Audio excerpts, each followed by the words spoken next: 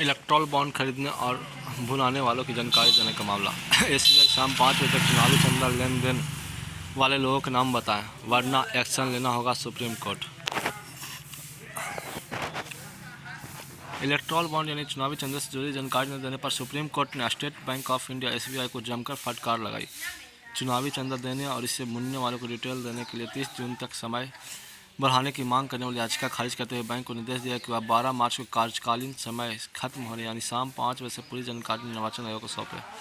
Chief justice D.Y.. Chandrachud की अध्यक्षता वाली 5 सदस्यीय संविधान पीठ ने निर्वाचन आयोग को यह भी आदेश दिया है कि वह 15 मार्च की शाम 5 बजे तक बैंक से मिले विवरण को वेबसाइट पर प्रकाशित करें।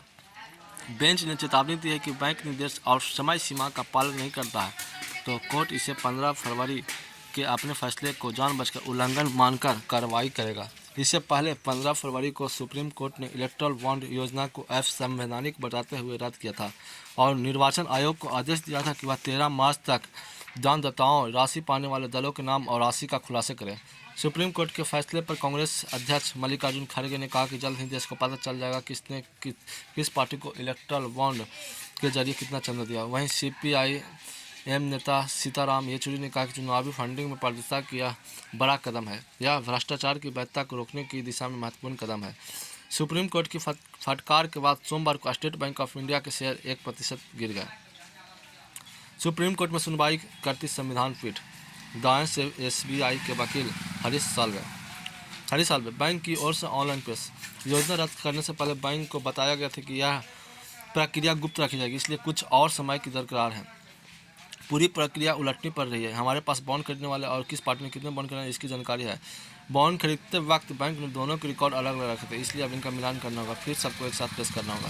सीजीआई मिस साल्वे अपने एप्लीकेशन देखें। आप कह रहे हैं कि दान देने वाले और सियासी दलों की जानकारी सीलबंद लिफाफे में मुंबई की मुख्य शाखा को भेजी थी, यानी जानकारी के 2 सेट थे। आप कह रहे हैं कि एक साइलो से दूसरे साइलो की जानकारी का मिलान करना समय लेने वाली प्रक्रिया है। आप हमारा आदेश देखें तो हमने आपको मिलान करने के लिए नहीं कहा है। जस्टिस खन्ना, आपको बस सीलबंद लिफाफा खोलना है, अब विवरण देना है।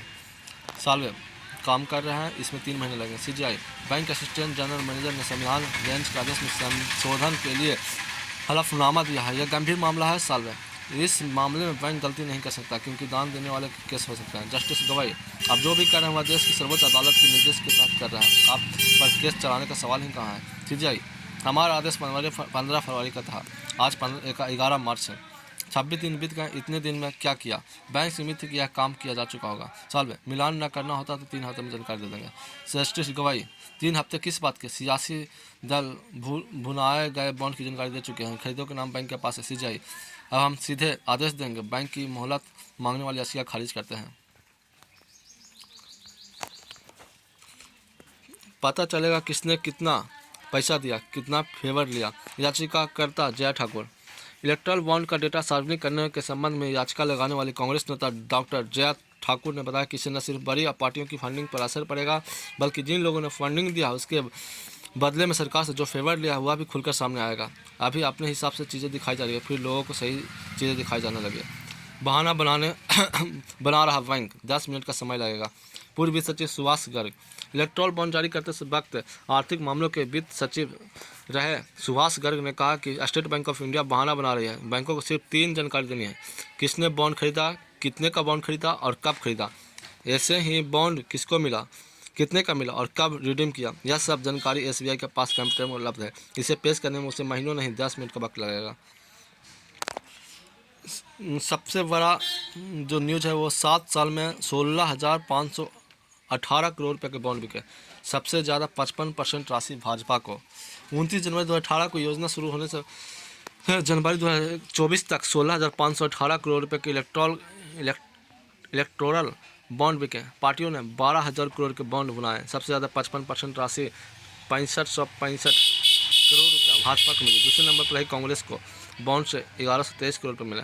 4312 करोड़ रुपये के बॉन्ड अन्य दलों से बनाए। वित्त वर्ष 2023-24 की रिपोर्ट आना बाकी है। तो फिर मिलते हैं एक नए वीडियो के साथ, तब तक देखते रहिए किसी टीवी में। थैंक्स, जय हिंद, जय भारत।